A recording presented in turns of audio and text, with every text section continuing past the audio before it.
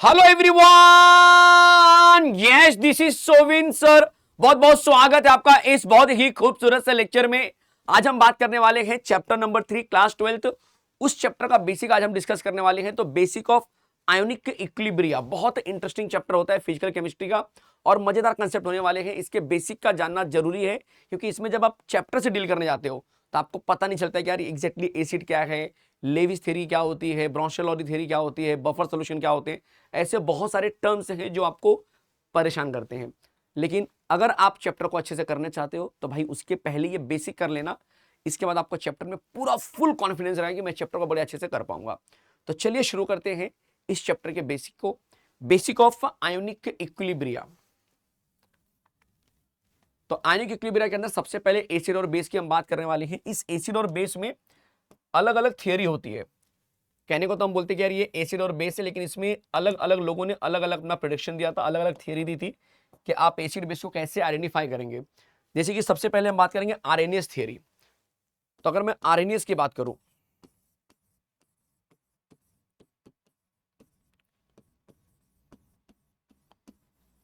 RNS theory के हिसाब से एसिड क्या होता है, तो इनके हिसाब से एसिड क्या होता है भाई, तो एसिड वो चीज है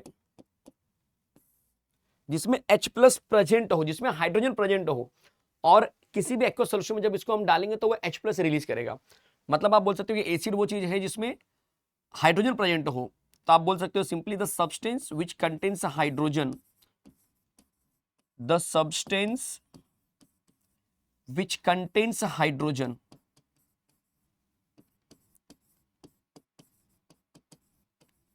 which contains hydrogen and produces H plus ion and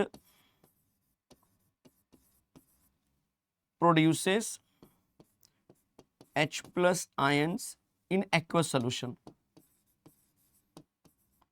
ये बड़ी इंपॉर्टेंट चीज होती है, ठीक है। तो इसको हम एसिड बोलेंगे। जैसे एग्जांपल अगर किसी ने पूछा कि सर एग्जांपल के रूप में क्या दिखा सकते हैं, तो एग्जांपल में जैसे हम बोलते हैं कि भाई HCl जो है हमारा बढ़िया एग्जांपल होता है।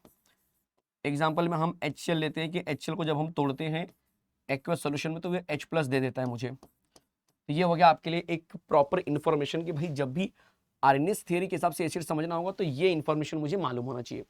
वैसे ही अगर मुझे बेस समझना है तो बेस में क्या जरूरी चीजें होती हैं, तो सेम सेंटेंस कहीं ना कहीं रिपीट हो जाएगा।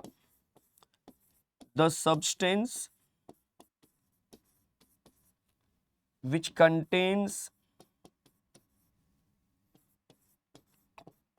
the substance which contains a hydroxyl group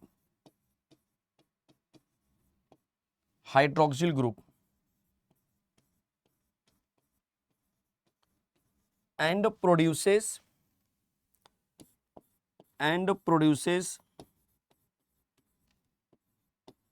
OH minus ions in aqueous solution। अगर वो एक्वस सॉल्यूशन में OH माइनस आयन दे रहा है तो इसका मतलब वो बेस है। जैसे एग्जांपल के लिए अगर मैंने बोल दिया कि भाई मेरे पास KOH है, इसको आप एक्वस सॉल्यूशन में डाल दो, तो यहाँ पर आप बोलेंगे K प्लस बन रहा है, लेकिन यहाँ से OH माइनस जा रहा है। तो मतलब कि एसिड और बेस अगर पहचानना है तो H प्लस और OH के ऊपर डिपेंड रहना पड़ेगा आपको। आरएनएस की थ्योरी ये बोल रही थी। उसके बाद आया ब्रॉन्स्टेड-लॉरी थ्योरी, समझना है पहले। उसके बाद आया next Brønsted-lorry theory, acid base से रिलेटेड। ब्रॉन्स्टेड-लॉरी थ्योरी आई। ब्रॉन्स्टेड-लॉरी थ्योरी में क्या बोला गया, एसिड और बेस के बारे में। देखो यहां पर H प्लस का होना जरूरी था और यहां पर OH का होना जरूरी है, लेकिन ब्रॉन्स्टेड-लॉरी थ्योरी में बोला गया कि भाई H प्लस की मदद से तो चलो एसिड समझ में आ रहा है, लेकिन बेस के लिए जरूरी नहीं कि OH होना चाहिए। बेस के लिए कंडीशन बदल गया। तो according to Bronsted Lowry theory acid कौन होगा, जो H प्लस को डोनेट करेगा। H प्लस डोनर, या बोल सकते हैं प्रोटॉन डोनर। H प्लस को प्रोटॉन बोला गया। जो प्रोटॉन को डोनेट करेगा वो क्या होगा, आपका एसिड रहेगा। और इनके हिसाब से बेस कौन होगा, तो समझना है बेस कौन होगा, बेस होगा जो H प्लस को एक्सेप्ट करेगा। तो यहां पर OH का कोई लेना देना नहीं है, H प्लस एक्सेप्टर या कह सकते हैं प्रोटॉन एक्सेप्टर, प्रोटॉन एक्सेप्टर। ये चीज होगी आपके लिए ब्राउन-स्टेल-लॉरी थ्योरी के अंदर। एग्जांपल से समझेंगे। मान लो कि मैंने दो चीजों को मिलाना शुरू किया, HCl है मेरे पास, इसमें मैं पानी मिला रहा हूं। तो जैसे मैं इस HCl के अंदर पानी मिलाऊंगा, HCl जो है वो मेरा एसिड होता है, एसिड 1 बोलते हैं इसको हम। एसिड अगर है तो फिर सामने वाला बेस हो जाएगा, ये सामने वाला क्या होगा, बेस होगा। अगर ये 1 है तो इसका बेस 1 माना जाएगा, तो ये बेस 2 हो जाएगा। अब ये एसिड है तो ये क्या करेगा, एसिड क्या होता है, H प्लस डोनेट करेगा, मतलब ये अपना H प्लस इसको ट्रांसफर करेगा, जिसकी वजह से ये क्या बन जाएगा, ये बन जाएगा Cl माइनस, और H प्लस लेकर ये क्या बन जाएगा, ये बन जाएगा H3O प्लस, ये बन जाएगा H3O प्लस। समझो पहले ये क्या था, एसिड 1 था, ये बेस 2 है। एसिड 1 जो दिख रहा है मुझे, अगर मैं इसको कंपेयर करूं कि भाई ये HCl है पूरा का पूरा, और यहां पे जाने के बाद ये Cl सिर्फ बच रहा है, सिर्फ Cl बच रहा है, तो इसने क्या किया, इसने अपना H प्लस क्या किया, डोनेट कर दिया। जो H प्लस को डोनेट करता है वो क्या होता है, एसिड होता है, इसलिए ये एसिड बन गया। अब यही चीज यहां से चेक करो, यहां से चेक करो, यहां से ये Cl अकेला है, लेकिन रिएक्शन के बाद इसने एक H इसको ट्रांसफर किया होगा, और इसने H प्लस को क्या किया, एक्सेप्ट किया होगा, तभी तो ये Cl माइनस आगे जाके HCl बन गया। आप यहां से देखो, यहां से देखो, यहां से देखो, ये बेसिक बता रहा हूं, बहुत अच्छे से समझ लो इसको। यहां से देखो आप, तो इस रिएक्शन में ये रिएक्टेंट है, ये प्रोडक्ट है, रिएक्टेंट में कोई H नहीं है, लेकिन प्रोडक्ट में मुझे H दिख रहा है। इसका मतलब कि इसने H को क्या किया, एक्सेप्ट किया, और जो H को एक्सेप्ट करता है वो क्या बन जाता है, बेस बन जाता है। तो ये एसिड 1 है तो ये बेस 1 बन जाएगा। क्या ये बात समझ में आ रही है? इस H3O प्लस ने अपना H इसको ट्रांसफर किया, इसलिए ये बन जाएगा एसिड 2। तो ये जो एग्जांपल दिख रहा है मुझे इस समय, ये प्रॉपर एग्जांपल है कि भाई इसने H प्लस रिलीज किया इसलिए ये एसिड है, इसने H प्लस एक्सेप्ट किया इसलिए ये बेस है। उल्टे वाले केस में इसने H प्लस रिलीज किया इसलिए ये एसिड है, इसने H प्लस एक्सेप्ट किया इसलिए ये बेस है। तो पूरा होल स्टोरी आपके सामने है। और इसमें जो एसिड बेस है, अगर इनके कॉम्बिनेशन को मैं पकड़ूं, जैसे कि ये पानी है, ये बेस 2 है, इसका अगर मैं एसिड 2 पकड़ूं, तो इनमें एक H प्लस का डिफरेंस आएगा। हमेशा ध्यान देना, H2O और H3O प्लस में एक H प्लस का डिफरेंस है। इस डिफरेंस को हम बोलते हैं कॉन्जुगेट एसिड बेस पेयर। ये भी चीज आपको मालूम होनी चाहिए, इसको बोलते हैं कॉन्जुगेट एसिड बेस पेयर। तो एसिड बेस पेयर क्या होता है कॉन्जुगेट में, कि जिसमें एक H प्लस का डिफरेंस रहेगा। तो कॉन्जुगेट एसिड बेस पेयर में कौन कौन आ सकते हैं, H2O, H3O प्लस आ सकते हैं। HCl और H ये Cl माइनस भी कॉन्जुगेट एसिड बेस पेयर के अंदर आ सकते हैं। तो इनको भी आप इस तरह से दिखा सकते हो। मैं थोड़ा सा, ये भी कॉन्जुगेट एसिड बेस पेयर के अंदर आ जाएंगे। देखो ये HCl और ये Cl माइनस, ये भी क्या है, कॉन्जुगेट एसिड बेस पेयर है। क्यों, क्योंकि इनके अंदर भी एक H प्लस का डिफरेंस है। इसको भी बोलेंगे कॉन्जुगेट एसिड बेस पेयर, जिसमें सिर्फ एक H प्लस का डिफरेंस है। जैसे HCl और Cl में एक H प्लस का डिफरेंस है, तो इसको बोलते हैं कॉन्जुगेट एसिड बेस पेयर। और एसिड और बेस से ब्राउन-स्टेल-लॉरी के हिसाब से क्या होता है, किसी ने H प्लस को डोनेट कर दिया तो एसिड है, किसी ने H प्लस को एक्सेप्ट कर लिया तो बेस है। अब इसी का अपोजिट होता है लेविस थियरी। और एक जरा देख लो, तीसरा point, Lewis theory.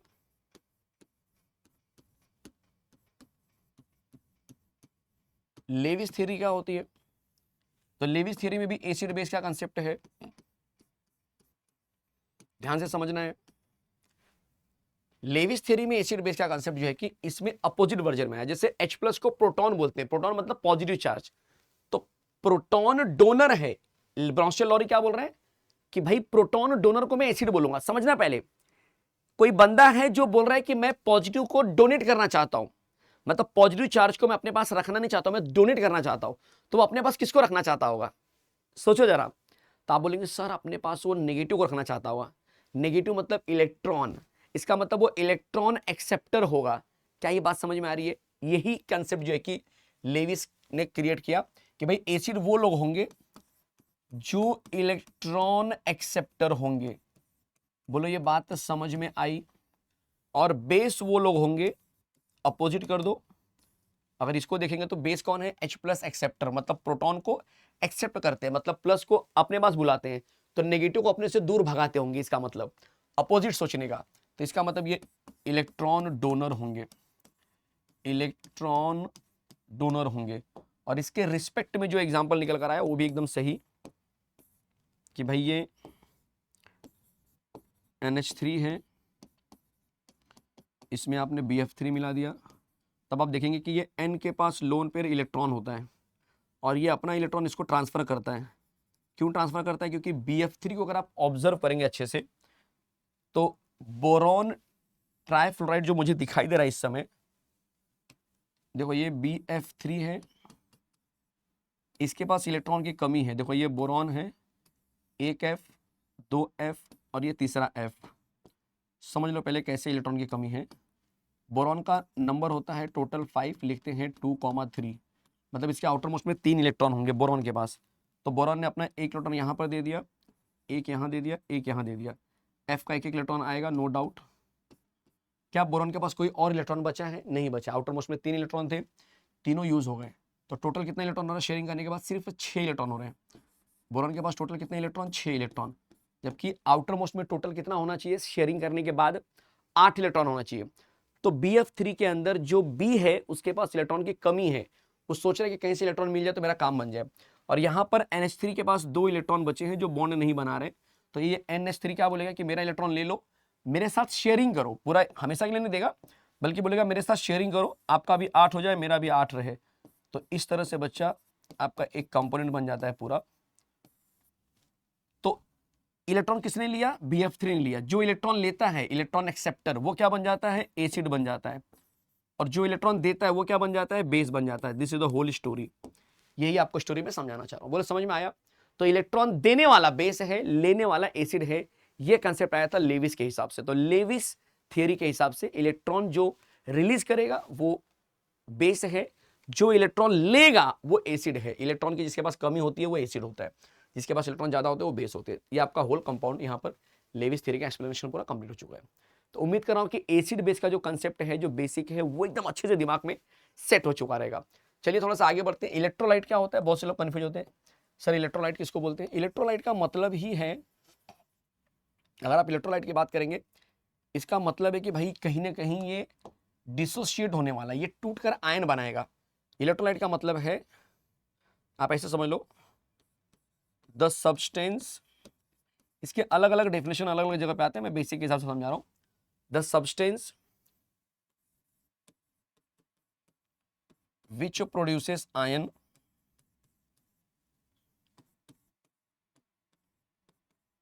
in aqueous solution। अब इलेक्ट्रोकेमिस्ट्री में पढ़ेंगे तो वहां पर कंडक्टिविटी से रिलेट करके बोलते हैं कि इलेक्ट्रोलाइट वो चीज है जिसकी कंडक्टिविटी पानी से ज्यादा होती है, नॉन इलेक्ट्रोलाइट वो चीज है जिसकी कंडक्टिविटी पानी के बराबर होती है। तो इलेक्ट्रोलाइट का मतलब है कि जनरली आप ये क्या समझ सकते हैं कि जो आयन बनाता है जिसमें इलेक्ट्रिसिटी फ्लो हो सकती है, that is considered as electrolyte. ठीक है। अब इलेक्ट्रोलाइट के टाइप भी होंगे भाई। कितने टाइप के इलेक्ट्रोलाइट होते हैं? तो 2 टाइप के, स्ट्रॉन्ग इलेक्ट्रोलाइट और वीक इलेक्ट्रोलाइट। तो यहां पर स्पेसिफाई करना पड़ता है कि भाई जो आयन बन रहा है, देखो आयन तो बनेंगे, आयन तो बनाएगा, बट अब ये ज्यादा बनेगा कि कम बनेगा वो डिपेंड करेगा आपका टाइप ऑफ इलेक्ट्रोलाइट के अंदर। तो अगर आपने बोला स्ट्रॉन्ग इलेक्ट्रोलाइट, 2 टाइप के इलेक्ट्रोलाइट हैं आपके पास। तो जैसे आपने बोला स्ट्रॉन्ग इलेक्ट्रोलाइट, इसका मतलब completely dissociated, completely dissociated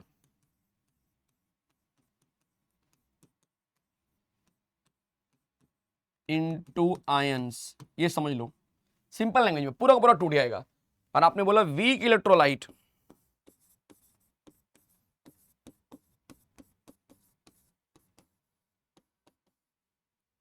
weak electrolyte बोल दिया, तब क्या बोलेंगे? Dissociated to a smaller extent into ion, dissociated to a smaller extent, कम मात्रा में टूटता है, आयन के रूप में टूटेगा लेकिन कम मात्रा में टूटेगा, बहुत ज्यादा नहीं टूटेगा, थोड़ा टूटेगा। डिसोसिएट तो होगा लेकिन कम मात्रा में टूटेगा, उसको हम बोलेंगे कहीं ना कहीं क्या है, ये वीक इलेक्ट्रोलाइट है। ठीक है। फिर आता है आयोनाइजेशन ऑफ वाटर। देखो पानी को अगर तोड़ना है, जनरली बहुत बार ऐसा होता है कि आप समझ नहीं पाते कि पानी कैसे टूटेगा। तो पानी के अंदर आपको पानी मिलाना है, ये समझ के चलो। और जब पानी के अंदर आप पानी मिलाएंगे तो हम ऐसा मान रहे हैं कि इसका एक H+ यहां पर जाएगा, जिसकी वजह से एक बन जाएगा OH माइनस और दूसरा बन जाएगा H3O प्लस, ऐसा बन जाएगा देखो। और इसका एक कांस्टेंट होता है जिसको हम K दिखाते हैं। इसका रूल है कि प्रोडक्ट अपॉन रिएक्टेंट। क्या रूल है? प्रोडक्ट अपॉन रिएक्टेंट, मतलब प्रोडक्ट हमेशा ऊपर रहेगा। इसको बोलते हैं डिसोसिएशन कांस्टेंट। ये डिसोसिएशन कांस्टेंट है, ये दिमाग में सेट कर लो। डिसोसिएशन कांस्टेंट जो है कि कुछ इस तरह से होता है। ये H2O कितनी बार आया? 2 बार आया, तो 2 पावर लगा दिया। इनका क्रॉस मल्टीप्लाई कर दो तो K इंटू H2O जो है इस तरह से कर दिया।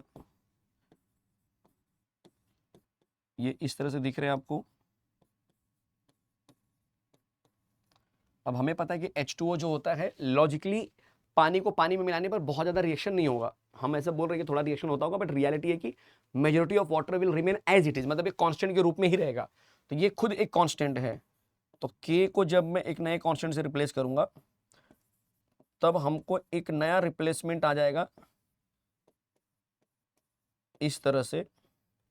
ये जो दिख रहा है ये पूरे को हम बोलेंगे KW। क्या बोलेंगे इसको हम? KW, मतलब ये बन गया हमारे लिए ionic product of water. KW equal to H3O plus और ये OH माइनस। इसका नाम होगा ionic product of water. Ionic product of water. एक चीज और समझना है, H3O प्लस जहां कहीं भी दिखेगा आपको, क्योंकि आप बेसिक सीख रहे हो तो ये मालूम होना चाहिए, वो रियल में H प्लस के ही बराबर है। तो कई बार ऐसा होता है कि यार KW जो है मेरा वो इस तरह से चलता है, ये भी सही जवाब है। ठीक है, इस बात का ध्यान देना। तो ये अपने दिमाग में सेट करके चलना कि भाई KW जो है H प्लस और OH माइनस के कॉन्सेंट्रेशन के प्रोडक्ट के बराबर होता है। ये कॉन्सेंट्रेशन है, उनका मल्टीप्लाई किया गया यहाँ पर, तो उसके बराबर KW। तो ionic product ionisation of water करेंगे तो आपको एंड में ये इक्वेशन मिलता है या फिर ये इक्वेशन मिलता है। ठीक है, जो आपको पता होना चाहिए। और अगर मैं आपसे बोलूं कि भाई डिसोसिएशन कांस्टेंट क्या होता है, वो भी समझ के रखो। डिसोसिएशन कांस्टेंट क्या होता है? तो जब आप बोलेंगे डिसोसिएशन कांस्टेंट तो सिंपल है कि प्रोडक्ट अपॉन रिएक्टेंट। जैसे कि मैंने वीक एसिड के लिए ले लिया, जस्ट समझाने के लिए मैंने एक वीक एसिड लिया। यहां पर देख लो HA, मैंने एक वीक एसिड लिया। अब ये ऑब्वियस सी बात है, ये टूटेगा H प्लस और A माइनस में टूट गया। तो इसका जो डिसोसिएशन कांस्टेंट होगा, मतलब जो Ka होगा, एसिड के लिए Ka बोलते हैं, उसका फॉर्मूला हो जाएगा प्रोडक्ट अपॉन रिएक्टेंट। बस यही आपका पैटर्न है जो आपको समझना है, प्रोडक्ट अपॉन रिएक्टेंट। चलेगा, ये दिमाग में सेट कर लेना। अगर मैंने बेस के लिए ले लिया, समझो यहां पर मैं बेस के लिए भी बना देता हूं। बेस के लिए भी हो सकता है, बिल्कुल हो सकता है, सबके लिए हो सकता है, ये एसिड बेस जो भी आपको लेना है। तो मैंने यहाँ पे समझो ले लिया कि मेरे पास वीक बेस है, और मैंने बोला वीक बेस के लिए डिसोसिएशन कांस्टेंट बताओ क्या होगा। तो हम मानते हैं वीक बेस को BOH। तो ये है मेरे पास BOH। जब इसको तोड़ेंगे तो ये बन जाएगा B प्लस, यहाँ पर आ जाएगा OH माइनस, और जो KB है वो आ जाएगा B प्लस, यहाँ पर आ जाएगा OH माइनस, अपॉन आ जाएगा BOH, इस तरह से। तो ये चीज़ आपको समझ में आनी चाहिए कि अगर वीक एसिड ले रहे हैं तो डिसोसिएशन कांस्टेंट क्या होता है? Ka होता है। वीक बेस लेंगे तो डिसोसिएशन कांस्टेंट Kb बन जाएगा। बट पैटर्न सेम है, प्रोडक्ट अपॉन रिएक्टेंट का पैटर्न आपको फॉलो करना होगा। ठीक है, चलिए पीएच स्केल। कई बार होता है कि सर पीएच क्या होता है? पीएच नहीं बल्कि पीओएच भी आ सकता है। तो सर क्या होता है ये? तो अपने दिमाग में सेट कर लो कि पीएच और पीओएच जो है इनको कुछ हम इस तरह से समझते हैं कि अगर मुझे लिखना है पीएच, तो pH equal to minus log to the base 10 H। pH का मतलब H प्लस से रिलेटेड है, कॉन्सेंट्रेशन ऑफ H प्लस है। ये समझ में आया क्या बोल रहा हूं मैं? ये होता है आपका इस तरह से, ये है pH। क्या ये बात समझ में आ रही है? ये है pH, देखो ये pH है जो आपके दिमाग में बैठना चाहिए। और अगर मैं पूछूं कि POH क्या होता है, ये तो pH स्केल आपने दिखाया। अगर मैं बोलूं कि POH भी कुछ होता है, बिल्कुल होता है। POH क्या होता है? अगर मुझे POH स्केल समझना है तो क्या करना पड़ेगा? तो POH स्केल के लिए मुझे देख लो, पीओएच स्केल के लिए मुझे जो मेरा पैटर्न आएगा वो कुछ इस तरह से आएगा, pOH equal to minus log to the base 10, और मैं यहां पे लूंगा कॉन्सेंट्रेशन ऑफ OH माइनस। क्या ये बात समझ में आ रही है? तो ये हो गया मेरे लिए पीओएच का पैटर्न। क्लियर है? तो पीएच जो होता है minus log to the base 10 H plus, pOH जो होता है minus log to the base 10 HOH। और जब दोनों को ऐड करते हैं पीएच और पीओएच को, तो अपने दिमाग में बिठा लो, पीएच प्लस पीओएच को जब ऐड करेंगे तो इक्वल टू 14 आता है। इसका डेरिवेशन आप सिलेबस में सीखेंगे कैसे करते हैं, बट ये न्यूमेरिकल में बहुत ज्यादा यूज होता है। ठीक है, चलिए वीक एसिड में कौन कौन से लोग आते हैं बहुत ध्यान से सुनना, क्योंकि weak acid, strong acid, weak base, strong base, ये 4 टाइप सिखाने वाला हूं, और उसके बाद आपको दिखाऊंगा कि सॉल्ट कैसे बनाते हैं। ठीक है, इन्हीं के बेस पर सॉल्ट बनता है। तो बहुत ध्यान से सुनना, वीक एसिड में कौन कौन से लोगों को आपको याद करके लेना है। तो वीक एसिड की जब मैं बात करता हूं तो आपके पास आएंगे CH3, COOH, HCN, HF, H2CO3। ये होते हैं सब वीक एसिड के एग्जांपल जो आपको अच्छे से पढ़ के लेना है। वीक बेस के एग्जांपल कौन कौन से होंगे? तो CuOH twice, NH4OH, FeOH thrice, ये होते हैं वीक बेस के एग्जांपल। स्ट्रॉन्ग एसिड में क्या क्या आता है? स्ट्रॉन्ग एसिड में HCl, H2SO4, HNO3, HI, ये कुछ लोग होते हैं जो स्ट्रॉन्ग एसिड के अंदर देखे जाते हैं। ये इनको याद करना है, बेसिक है, बुक में नहीं मिलेगा ये याद करना, इसलिए बता रहा हूं कि अच्छे से पढ़ के जाना यहां से। और फिर स्ट्रॉन्ग बेस में कौन से लोग आते हैं? जैसे कि NaOH हो गया, KOH हो गया, CaOH ट्वाइस हो गया। ऐसे कुछ लोग रहेंगे जो स्ट्रॉन्ग बेस के अंदर आते हैं। अब इनकी मदद से बनेगा बच्चा आपके लिए टाइप ऑफ सॉल्ट, जो इंटरेस्टिंग होने वाला है कि टाइप ऑफ सॉल्ट हम कैसे निकालते हैं। जरा ध्यान देना, यहाँ पर कितने टाइप के सॉल्ट होने वाले, तो अलग अलग वेरिएंट हो सकते हैं। जैसे स्ट्रॉन्ग एसिड स्ट्रॉन्ग बेस का सॉल्ट हो सकता है, स्ट्रॉन्ग एसिड वीक बेस का सॉल्ट हो सकता है, weak acid plus strong base का सॉल्ट हो सकता है, या फिर वीक एसिड और वीक बेस का सॉल्ट हो सकता है। ये 4 ही टाइप हो सकते हैं सॉल्ट में। अब एक एक एग्जांपल की मदद से समझने की कोशिश करते हैं। कोई भी एग्जांपल ले सकते हैं, बट मैं एक रफली एग्जांपल ले रहा हूं आपको समझाने के लिए। जैसे मुझे स्ट्रॉन्ग एसिड और स्ट्रॉन्ग बेस का सॉल्ट बनाना है, तो स्ट्रॉन्ग एसिड स्ट्रॉन्ग बेस के लिए मुझे यहां जाना पड़ेगा। देखो, ये देखो, स्ट्रॉन्ग एसिड यहां पर है, स्ट्रॉन्ग बेस यहां पर है। तो जो एग्जाम्पल मैंने लिया हुआ है, इन्हीं एग्जाम्पल में से आपको चूज करना है। तो मान लो स्ट्रॉन्ग एसिड में मैंने ले लिया HCl, स्ट्रॉन्ग बेस में ले लिया NaOH। तो HCl और NaOH की मदद से कौन सा सॉल्ट बनेगा, ये क्वेश्चन है। बोलो कौन सा सॉल्ट बनेगा? तो देख लेते हैं कौन सा सॉल्ट बनेगा। स्ट्रॉन्ग एसिड में मैंने ले लिया HCl, स्ट्रॉन्ग बेस में मैंने ले लिया NaOH। तो इनकी मदद से जो सॉल्ट बनेगा Na plus Cl minus NaCl बनेगा। H2O को मैं क्या कर रहा हूँ बच्चा, बाहर निकाल रहा हूँ। H2O की मुझे जरूरत नहीं, मुझे सॉल्ट की जरूरत है। तो ये NaCl मेरा क्या हो गया, सॉल्ट बन गया। तो आपको एग्जांपल्स लर्न नहीं करने हैं, बल्कि खुद से बनाने आना चाहिए कि हाँ यार अब मैं खुद से बना सकता हूँ। जरूरी नहीं कि NaCl ही आएगा, CaCl2 भी आ सकता है, CaOH ट्वाइस, H2SO4, या फिर आप कुछ और भी ले सकते हैं, KNO3 भी ले सकते हैं। KOH ले लिया और HNO3 ले लिया, आपके मन की मर्जी, जो भी मिक्स करके बनाना है। स्ट्रॉन्ग एसिड और वीक बेस से जरा बना के दिखाओ। तो स्ट्रॉन्ग एसिड में मैंने ले लिया, समझो कि स्ट्रॉन्ग एसिड में मैंने क्या ले लिया भाई, स्ट्रॉन्ग एसिड में मैंने ले लिया HCl। चलो इजी लेता हूं। वीक बेस में क्या ले लिया मैंने, वीक बेस में मैंने ले लिया NH4OH, ये वीक बेस था, देख लो अच्छे से। इन दोनों की मदद से जो बनेगा वो क्या बनेगा, NH4Cl बन जाएगा। क्या बन जाएगा, सॉल्ट, NH4Cl। तो ये हो गया मेरा सॉल्ट। यही सॉल्ट होगा ऐसा जरूरी नहीं है, आप CuSO4 भी ले सकते हैं। Cu भी आपका वीक बेस के अंदर आता है। अब जरा देखो तीसरा एग्जांपल, वीक एसिड ले लो। मैंने इस बार वीक एसिड भी ले लिया, चलो। और बोला है स्ट्रॉन्ग बेस NaOH ले लिया। इनकी मदद से क्या बनेगा, सोडियम एसीटेट CH3COONa, ये सॉल्ट बन गया। ये सॉल्ट जो है आपका किससे मिलके बना है? वीक एसिड स्ट्रॉन्ग बेस से मिलके बना है। वीक एसिड स्ट्रॉन्ग बेस, बहुत सारे एग्जांपल हो सकते हैं। वीक एसिड में फिर से ये ले लो, CH3COOH ले लिया।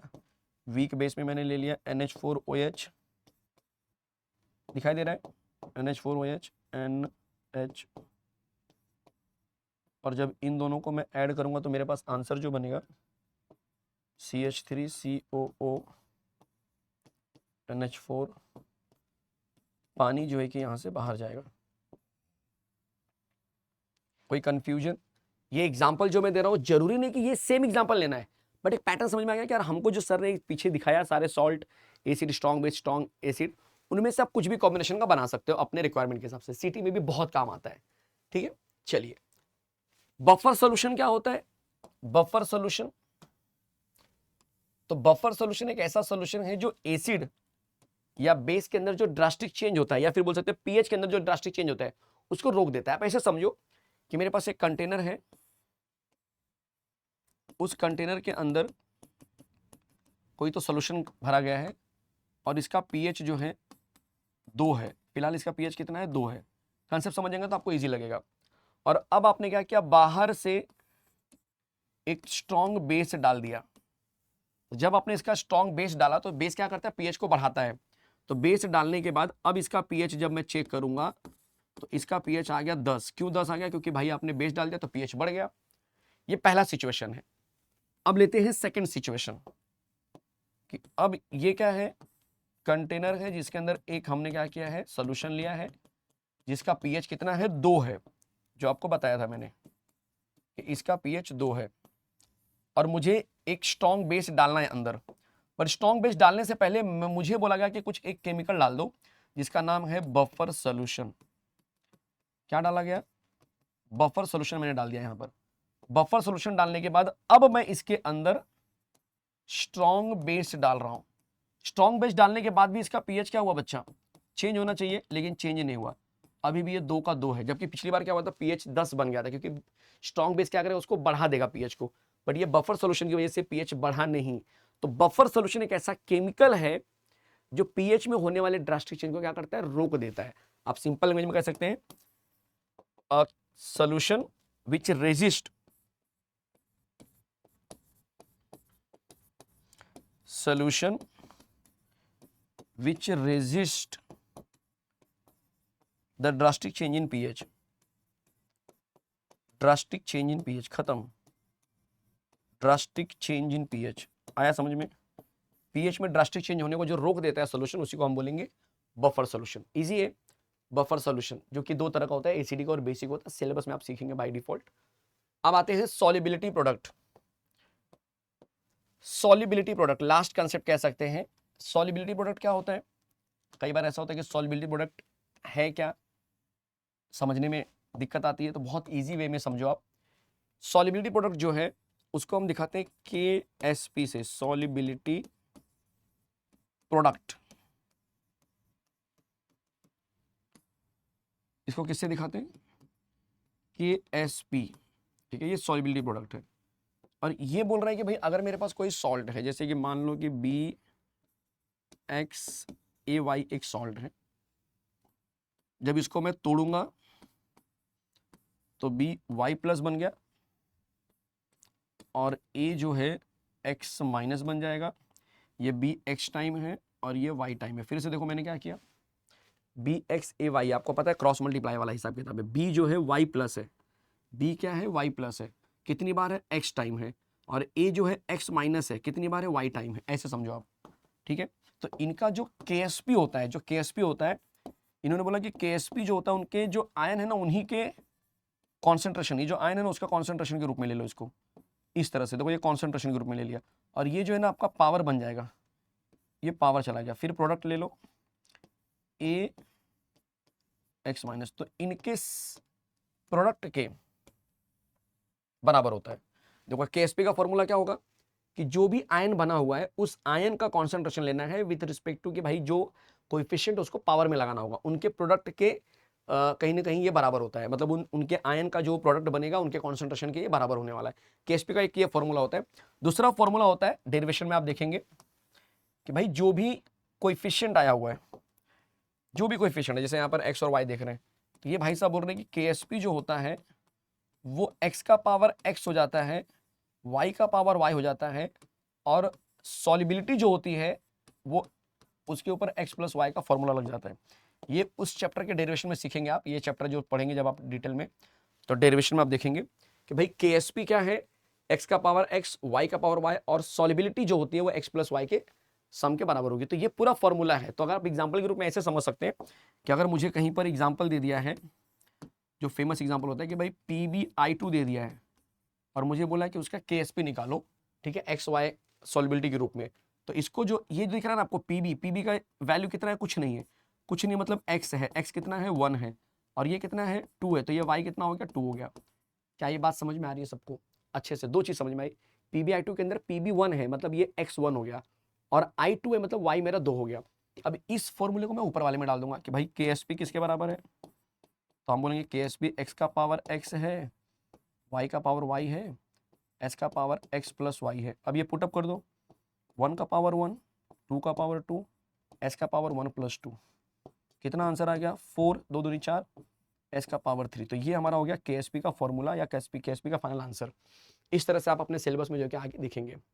और इस तरह से ये जो चैप्टर था उसका बेसिक जो है कि बहुत अच्छे तरीके से, एकदम सिस्टमेटिक तरीके से, मतलब अगर आप इस चैप्टर को पढ़ने जा रहे हो तो भाई पढ़ने से पहले ये 25 मिनट 30 मिनट का जो लेक्चर छोटा सा हो रहा है उसको एक बार देख लो, बस एक बार सिस्टमेटिक तरीके से अच्छे से देख लो। क्या यार मुझे चैप्टर पढ़ने जा रहा हूँ, चैप्टर का वेटेज अच्छा खासा है, मुझे इस चैप्टर में बोर्ड में सीटी में बवाल मचाना है, तो उसके पहले थोड़ी सी तैयारी बस करनी है। और वो तैयारी है कि ये वीडियो को अच्छे से देख लो, इस लेक्चर को अच्छे से देख लो, आपको कोई दिक्कत नहीं है इस चैप्टर में। जब आप पढ़ेंगे तो आपको मजा आएगा कि मुझे बहुत सारी चीजें पहले से पता है, सही तरीके से पता है, जो बेसिक टीचर क्लास में नहीं एक्सप्लेन कर पा रहा है उसके बारे में मुझे जानकारी है, तो कोई दिक्कत नहीं आएगी आपको पढ़ते समय। ठीक है, मिलते हैं ऐसे एक खूबसूरत से लेक्चर में, तब तक के लिए जय हिंद, जय हिंद, जय महाराष्ट्र। मिलते हैं नेक्स्ट टाइम, बाय।